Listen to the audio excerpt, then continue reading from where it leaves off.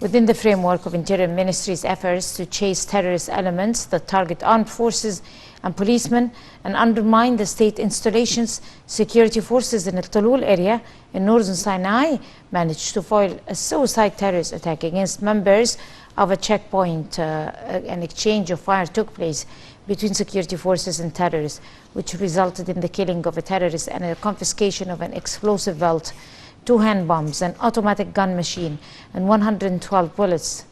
The Interior Ministry announced that legal procedures had taken place, adding that the state higher security prosecution would tackle the investigation.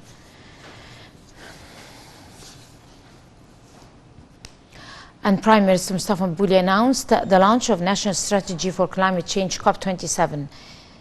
In his address during the conference, Madbouli reiterated the national strategy aims at achieving sustainable growth and reducing emission facts. The Premier also said that the state had taken several measures for adapting and easing effects of climate change. Madbouli asserted that Egypt's 2030 vision guarantees improving quality of citizens' living conditions. Meanwhile, Madbouli directed the quick launch of COP27 conference website.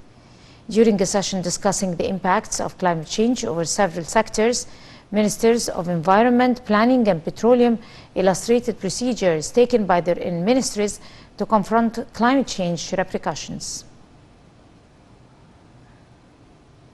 And Armed Forces Chief of Staff Lieutenant General Osama Askar witnessed exercises of commanders, forces units that aim at raising the level of fighting efficiency.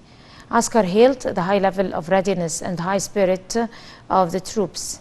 Askar stressed that the units must be attentive and preserve the highest level of efficiency and fighting capability, which is necessary for special work of commandos.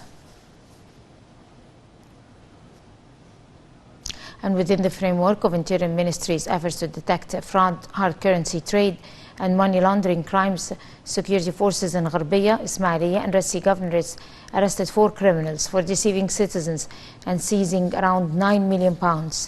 Several criminals were arrested in Qalyubiyya and Daqqaliya governorates for stealing public money. In Sohaga, a driver in a public company stole 60 tons of sugar and sold it in the black market.